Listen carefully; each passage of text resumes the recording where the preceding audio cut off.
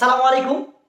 আমি engineer Nazrul Islam, diploma in civil, শিক্ষার্থী, আনোয়ার খান modern university.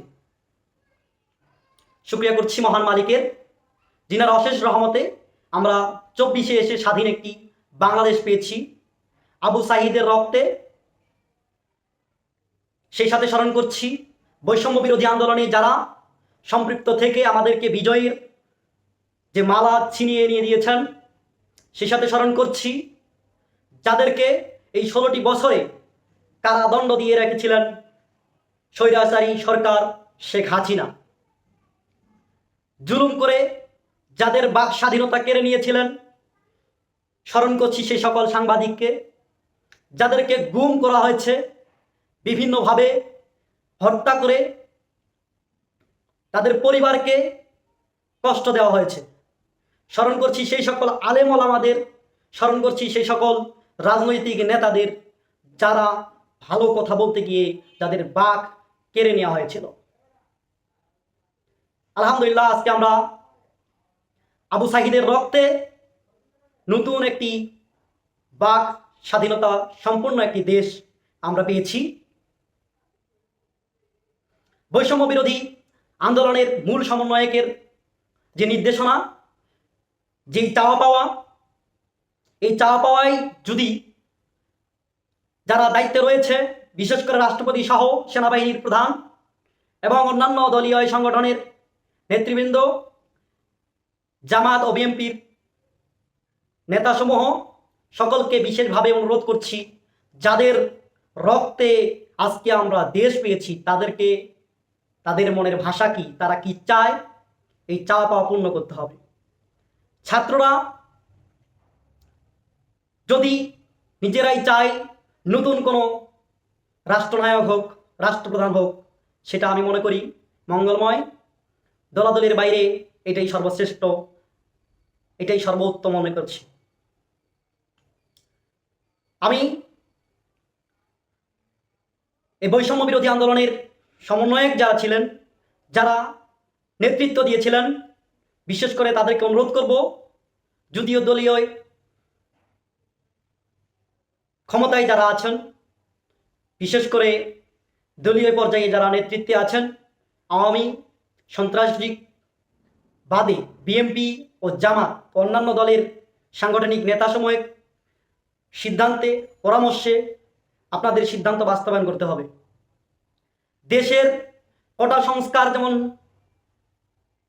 সংস্কারের প্রয়োজন ছিল, সরকারের সংস্কার প্রয়োজনীয়তা হয়েছিল, সংস্কার হয়েছে, শুকরিয়া।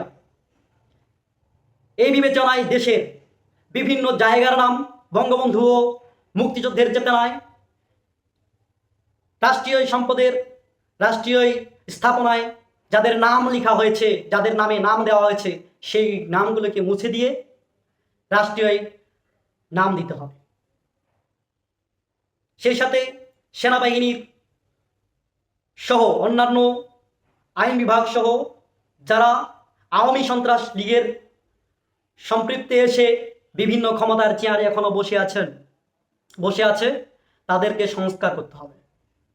দেশে ভালো কোনো কিছু চাইতে হইলে, ভালো কিছু পাইতে হইলে, আমার যেটুকু ধারণা, সম্পূর্ণভাবে সংস্কার না করা অবধি পুনরায় যদি আমরা পূর্বের কোনো দলকে চেয়ারে বসিয়ে দেই, তাদেরকে দায়িত্ব অর্পণ করি, আমার ধারণা তারা পূর্বের মতোই আবার সেই কার্যকলাপের সাথে আবার আমাদেরকে হয়তো এই আন্দোলনে নামতে হতে পারে। এই ছাত্র জনতা মেধাবী এবং জ্ঞানী, এদের মধ্যে অনেক নেতৃত্ব আছে, অনেক সূক্ষ্ম জ্ঞানী। আমি অনুরোধ করছি এই সমন্বয়কেরাই দেশের বিভিন্ন জায়গা থেকে নেতৃত্ব তৈরি করে আগামী 3 মাসের মধ্যেই নির্বাচনে এসে দেশকে নতুনভাবে পরিচালিত করবে, দেশের নেতৃত্ব দিবে। আশা করছি দেশের মানুষ বৈষম্য বিরোধী আন্দোলনের কোনো সমন্বয়ককে, ছাত্রদের সিদ্ধান্তকে সাপোর্ট দিয়ে কাছে থেকে দেশকে ন্যায় এবং নীতিবান করবে।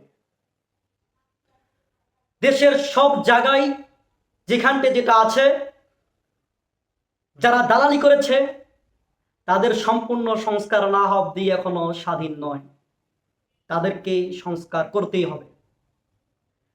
চাকরিতে আর কোনো ঘুষ নয়, সংসদে আর কোনো বাধা নয়, সংসদে অযোগ্যদের কোনো জায়গা নয়, মেধাবী ন্যায়পরায়ণ সাধু লোকেদের জায়গা হোক এই সংসদ, যেখান থেকে দেশের সকল কিছু পরিচালনা হয়, সেখানে দেশের মেধাবী যোগ্য লোকদের জায়গা হোক এই পবিত্র স্থান। আরেকটি কথা মনে পড়ে যায়, গতদিন 5ই আগস্ট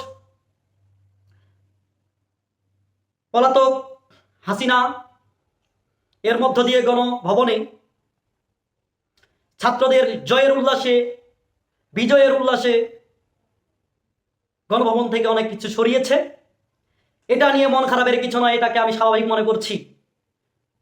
সকলেই এটাকে স্বাভাবিকভাবে মনে করার জন্য অনুরোধ করছি, কেননা উল্লাসে আবেগে অনেক কিছুই হয়, অনেক কিছুই ঘটে, মেনে নিতে হবে। দেশের সংস্কার হয়েছে, দেশের সংস্কার যেহেতু হয়েছে, দেশের নির্মাণ পূর্ণভাবে আবার হবে। দেশের সংসদ ভবন আবার সুন্দর হবে, গণভবন আবার সুন্দর হবে। মূর্তি যারা গড়ে এরা কখনো ভালো নয়। মহিলা নেতৃত্বকে যারা মেনে নেয়, সেই দেশের, সেই জাতির কখনো উন্নয়ন হতে পারে না। সেই জাতি ধ্বংসের জাতি। আমরা এমন একজন রাষ্ট্রনায়ককে চাই, যিনি পুরুষ হবেন, মেধাবী হবেন, দক্ষ হবেন, ন্যায় পরায়ণ হবেন, অহংকারী হবেন না। ছাত্রদের মধ্য থেকে এমন একজন নেতাকে আমরা চাই, যিনি দেশের মানুষের কথা বুঝবেন, ছাত্রদের কথা বুঝবেন, নিপীড়িত জাতি, যেই জাতি কখনো কথা বলার সাহস পায়নি, সেই জাতির কথা বুঝবেন, মানুষের মৌলিক চাহিদা পূরণ করবেন, খাদ্যদ্রব্যের দাম কমাবেন, এমন একজন নেতাকে আমরা সিলেকশন করতে চাই। ধন্যবাদ জ্ঞাপন করছি, স্মরণ করছি সেই আবু সাঈদের রক্তে এই বিজয়ী বাংলাদেশের যারা পুনর্নির্মাণে, বৈষম্য বিরোধী আন্দোলনে সম্পৃক্ত থেকে দেশের স্বাধীনতা পুনরায় এনেছেন। ধন্যবাদ। আসসালামু আলাইকুম রহমতুল্লাহি ওয়া বারাকাতুহু।